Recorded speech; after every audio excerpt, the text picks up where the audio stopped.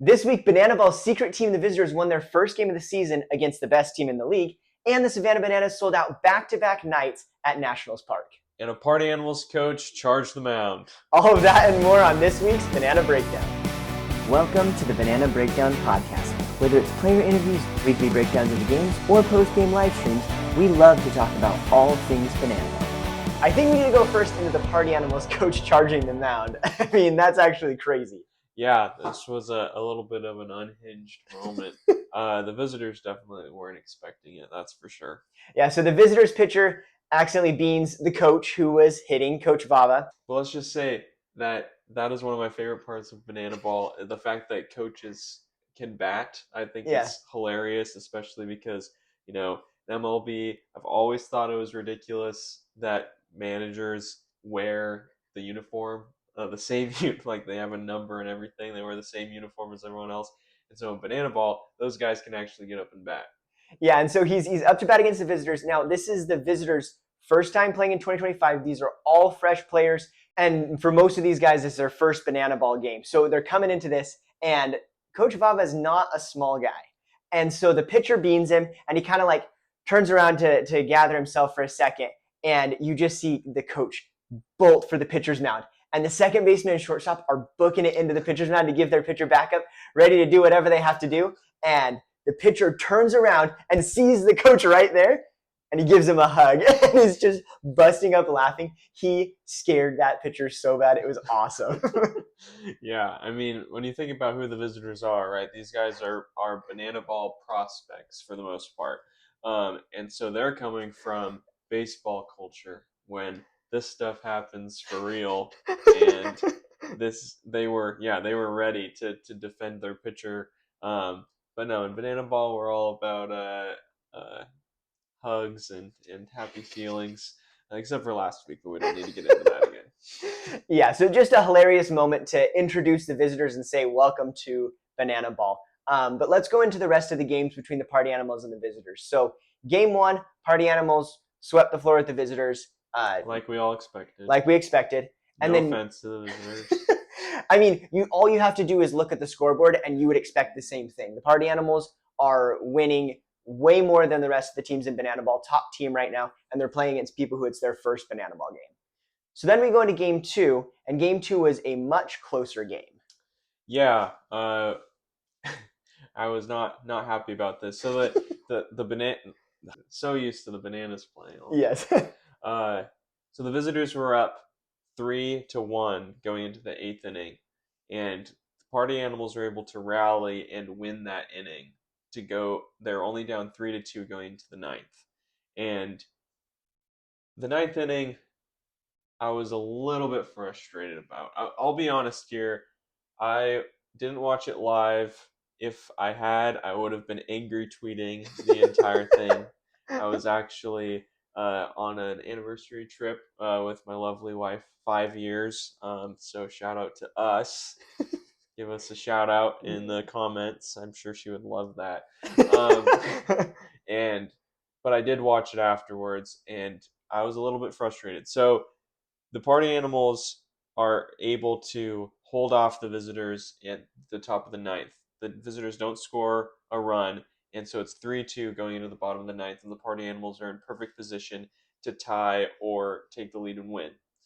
And they have a lineup go out that, with trying to be as nice as possible, it's not the best lineup for this situation. But the great thing about Banana Ball is there's the golden batter rule, right? So they use that, right? You would think, but they don't. Dustin Baber grounds out. Dustin Baber had a great weekend, but he did ground out here. Armando Becerra grounds out, and then Coach Vivacis comes out. He hasn't been batting well all season, and you would think that he would say, "All right, we have 2 outs. We just need to get 1 run. Let's throw Jake Skoll out there. Let's throw Reese Hampton out there. Let's get a solo home run, and then we're tied and we're going to showdowns." But no, he goes out, and it should have been a ground out, but there was an error there, and he's able to get on base. But then the very next batter grounds out. So I'm just sitting there. I already knew that the party animals had lost, and I was shocked. Um, it ruined my anniversary weekend. I'm just kidding. It was a lovely weekend. Um, but I'm trying to figure out what happened, and I'm watching that, and I'm like, where is the golden batter? Correct me if I'm wrong. They didn't use it earlier, right? As far as I know, that was not used yet. Yeah. So what were they doing? Yeah, it was definitely an interesting moment, and you got to try to figure out like what happened there. I think this brings into play an interesting aspect of the golden batter rule is the whole situation of you put in your top player and that player gets out. Like, what if the player that gets out more would have happened to do better against that pitcher? So it's like there's always that, like, I feel like as a player, if I got subbed out, I'd be like, well, maybe I could have done better. Maybe I could have got a hit. You in that situation, you've got to put your best guys out there. Stack the dice in your favor. Yeah. You just needed one run.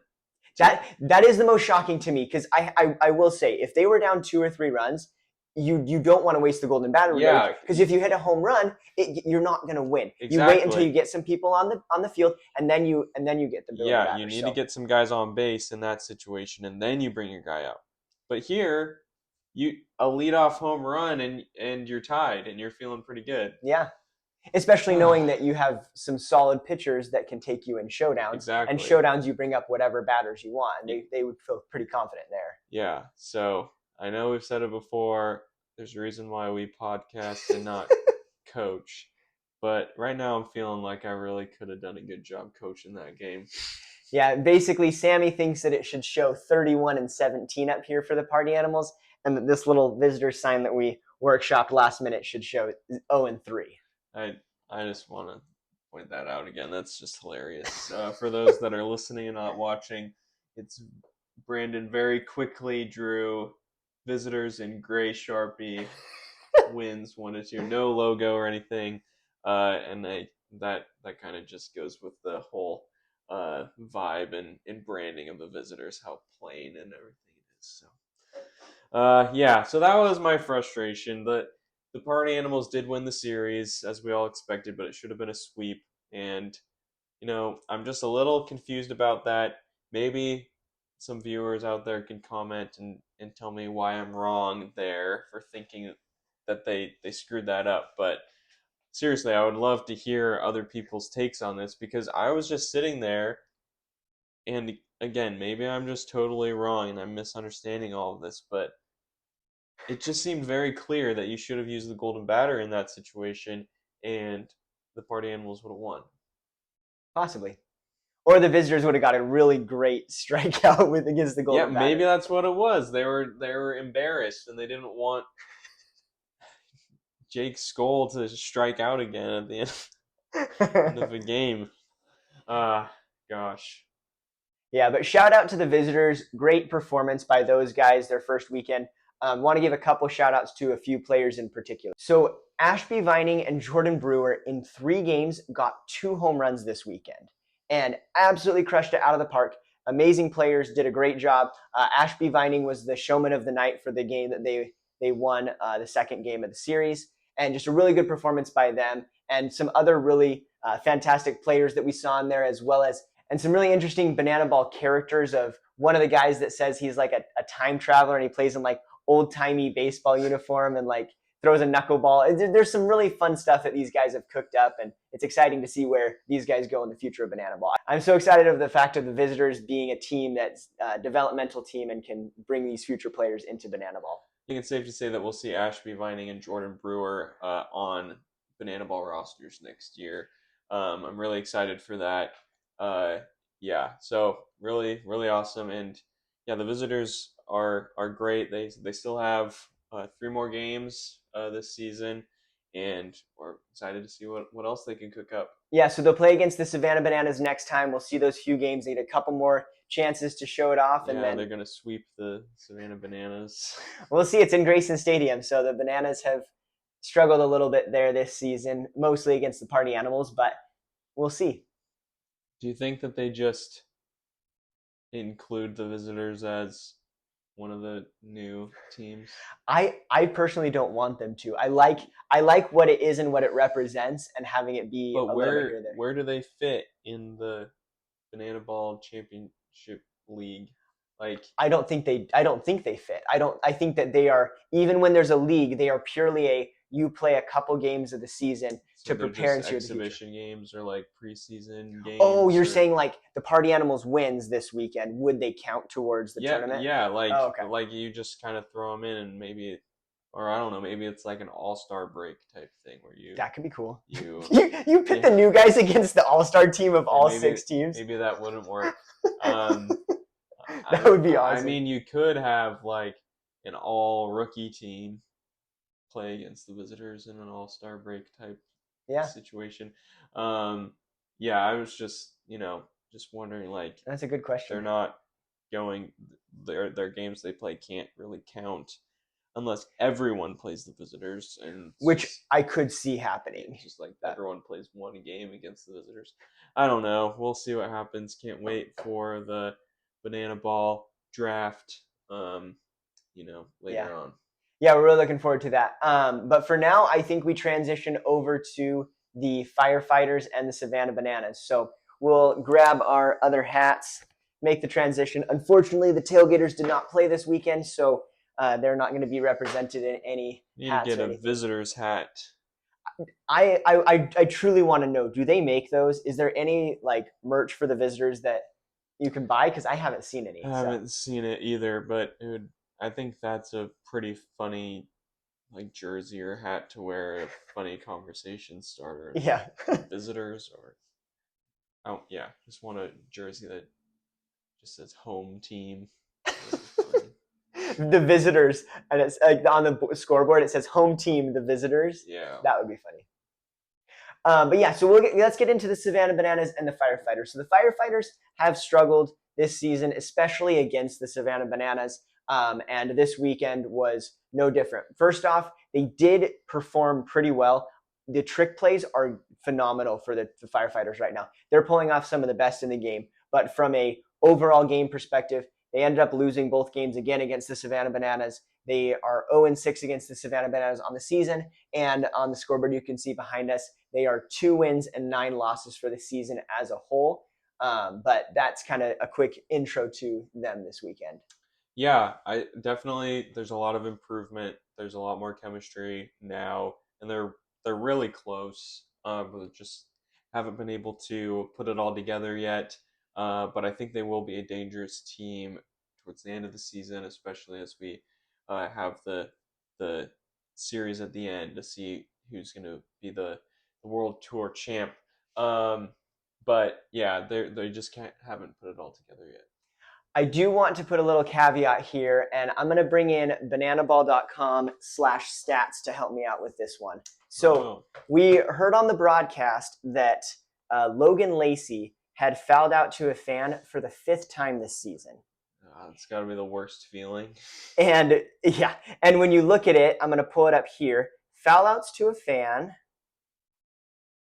for the season overall, Logan Lacey has 5 foul outs to a fan, and the firefighters have played 11 games. So he has more foul outs than the Party Animals and Savannah Bananas, even though they've played almost 50 games at this point. So super awful chances that he's getting that.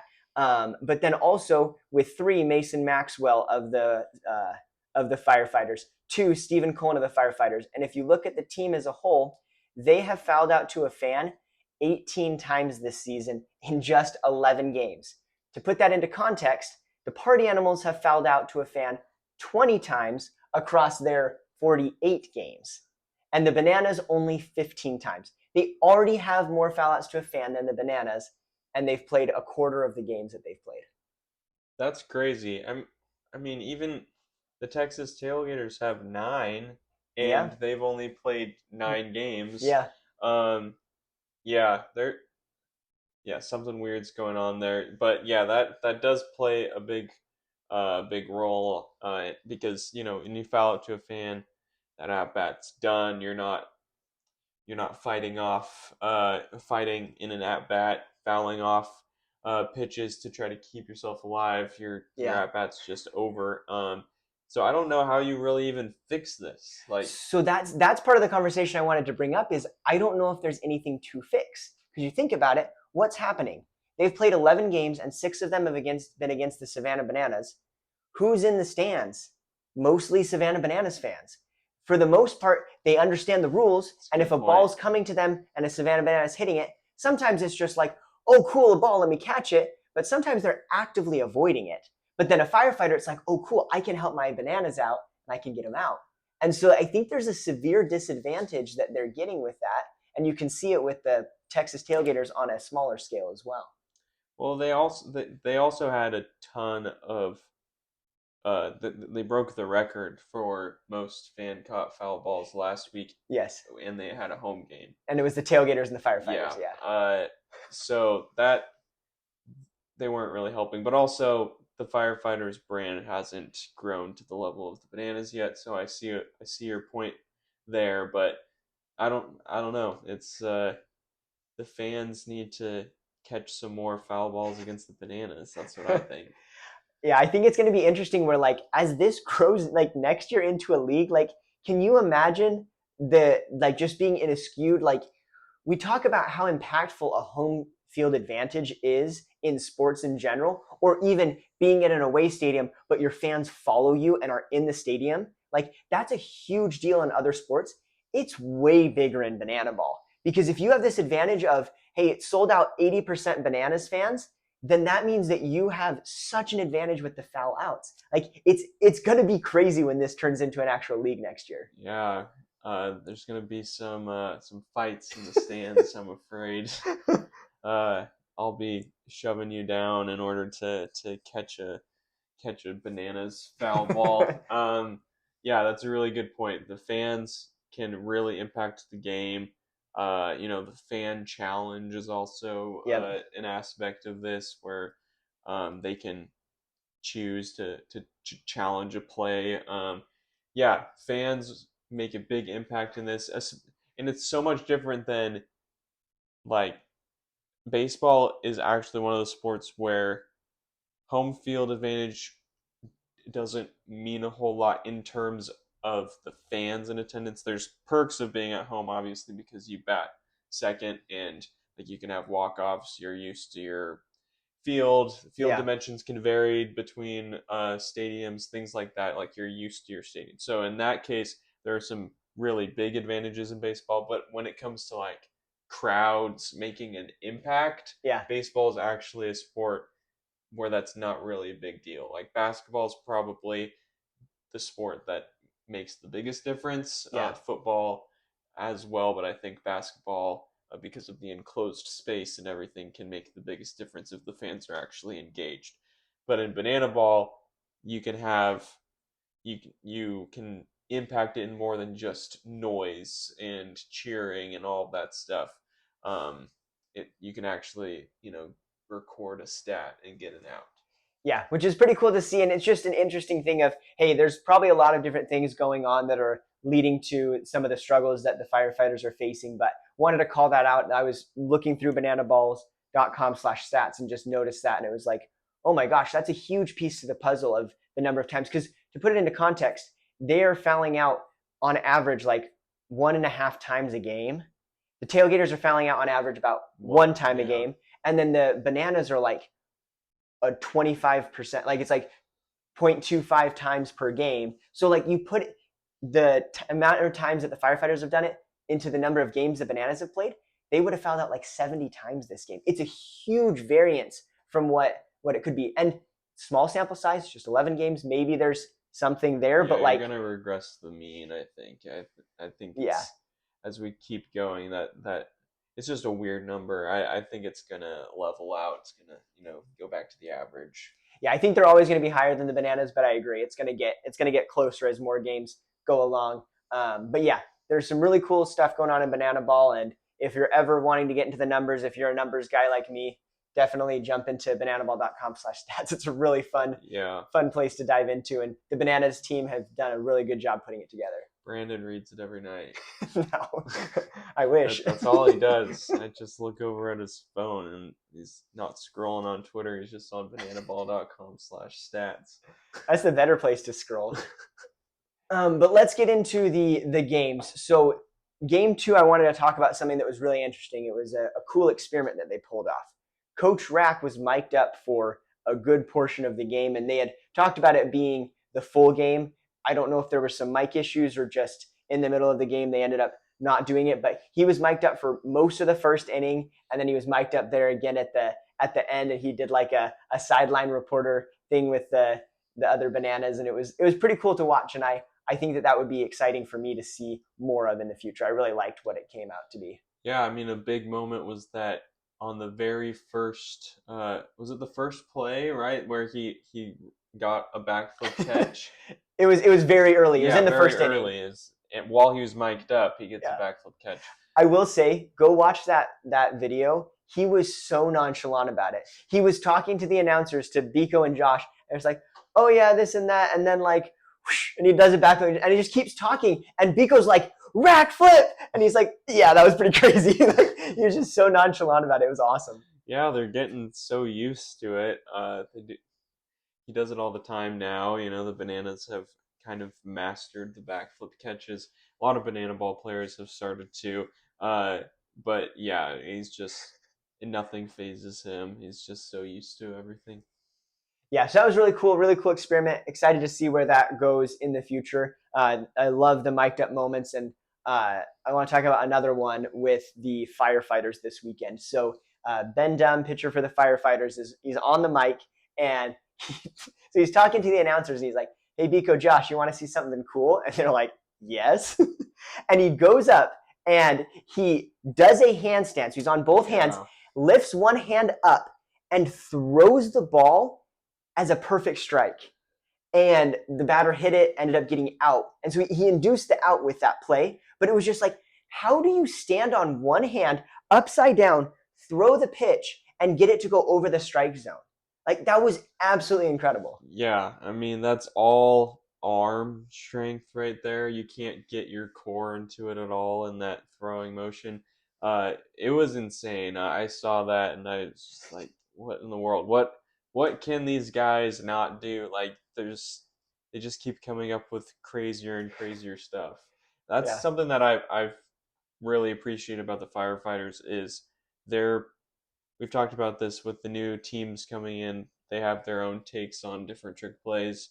The firefighters seem to be doing a lot of trick pitches. Yes, that's like true. Matt Wolf has done a lot of trick pitches. I love when that guy pitches. Yeah, you know, you've got this trick pitch handstand here.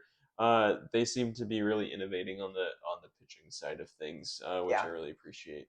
Yeah, and that's definitely something they're bringing a lot to banana ball. Their trick plays are phenomenal, and I'm really excited to see when some of the other stuff catches up to that and can help. I think Josh was saying on the broadcast that the end of their lineup has been struggling a little bit. He said something like this weekend it was like 2 for 14 that they were hitting, and so it's like you get some of that, and it kind of just weighs down the rest of the batting lineup. So if they can get some of those things worked out, and then on the batting side with the defense they're pulling off, I think that they could be a formidable team. Maybe they just need a week of just batting practice, no trick plays or anything in practice. Just figure that out, get out of the slump. But yeah, or make some rearrangements in the lineup if the bottom of the lineup is struggling that much. But we'll see where it goes. Yeah, and that's one of my favorite things about baseball and sports is that you can have those ups and downs. You can have those highs and lows. We can get a comeback story from the firefighters. Like also on the Bananas, Coach Rack had an amazing start to the season, and he's been in a little bit of a slump recently. Fully expect him to get out of it soon, break out of it, have a lot of home runs. And same thing with the firefighters. It's something where there's these momentum swings, and so we'll get to see him here soon. Hopefully, I'm really looking forward to that. Yeah. Again, all that matters is how you're playing at the end of the season. Yeah, it's valid. Yeah, the Party Animals could have an amazing season, but all of that could be for nothing if they choke in the Tour Championship. All that matters is who's playing the best at the very end when it matters the most. And maybe the firefighters will be that team that comes back, figures it all out, and is able to take the victory because no one can figure out how to bat against their crazy pitching techniques and things like that. We'll see. Yeah, that would be awesome. But yeah, we'll see how it goes the rest of the season. Really excited for all of that and seeing where it goes. Okay, now on to the Bananalytics for this weekend. Looking at the home runs this weekend, we talked a little bit about it, but the top two are Jordan Brewer and Ashby Vining with 2 home runs for the visitors. And then next below them, Dustin Baber, the Party Animals, also had 2 home runs. He had an incredible weekend, was showman of the night twice in both games that the Party Animals won. Really good showing for him there. Yeah, he really did have a great weekend. I'm sorry that I called him out earlier with the ground out at the end of the second game. He really did have an amazing weekend. But Jordan Brewer and Ashby Vining kind of stole the show. And again, like we've said before, pretty sure we're going to see them on Banana Ball rosters next year.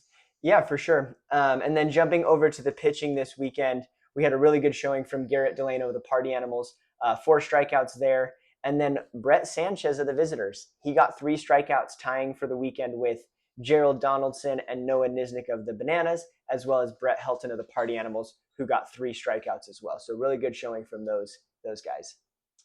Oh, yeah. Don't really have much else to say about that. Pitching was good.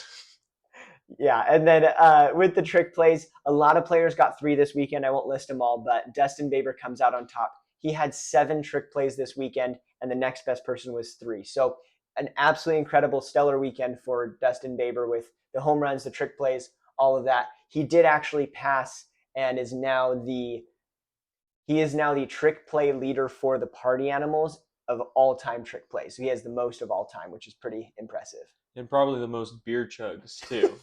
I would venture to guess that he does have the most. I loved when they had him as the showman of the night. They included the beer chug as one of his stats. That's pretty funny. But yeah, those are the stats from this weekend that we wanted to highlight in our Bananalytics. And looking ahead to this next weekend, we've got a super exciting weekend. The Bananas are taking on the Firefighters in Fenway Park, home of the Boston Red Sox. I can't wait to watch that. Yeah, that's going to be awesome. That is one of the most historic baseball fields in the world. Just amazing to have the Bananas play there, and we'll see if anyone can hit a home run over the Green Monster. That would be awesome. I also think just for Banana Ball as a whole, this is going to be a great weekend of anytime they're playing in these super iconic stadiums, it gets a lot of media buzz and kind of lets some people that don't know about Banana Ball find out, and they can get to know it and jump in and be fans of it. So yeah, and with the Red Sox being such a legendary franchise, there's bound to be some legendary players that are awesome. involved. It's gonna be awesome. I hope who I personally hope to see is David Ortiz. I have no idea that would be awesome. If they're gonna bring Big Papi in, but that would be awesome to see. Yeah, he or Pedro Martinez, one of the pitchers, would be really cool to see. Yeah, and then the Party Animals are playing the Tailgaters in Pennsylvania in a minor league stadium, Coca-Cola Ballpark. What's it called? Coca-Cola Park. Something. It's sponsored by Coca-Cola. Hopefully one day we'll be sponsored by Coca-Cola so I can drink soda and get paid to do it. But it's the home of a minor league team known as the Lehigh Valley Iron Pigs, which is just an awesome name. I love minor league baseball names. They're some of the most creative nicknames around. But yeah, so the Party Animals playing the Tailgaters there. Should be a good game. Good series. So the Visitors get the week off, and then they're coming against the Bananas the following week, and we're actually getting kind of close to the end of the season with the Tour Championship, the World Tour Draft, and some of that. And we're looking forward to seeing where all that goes and continuing to bring you some additional player interviews and other things like that here in the near future. Yeah, we've got a lot of fun stuff coming, so make sure to subscribe and keep following along, and go Party Animals. Go Visitors.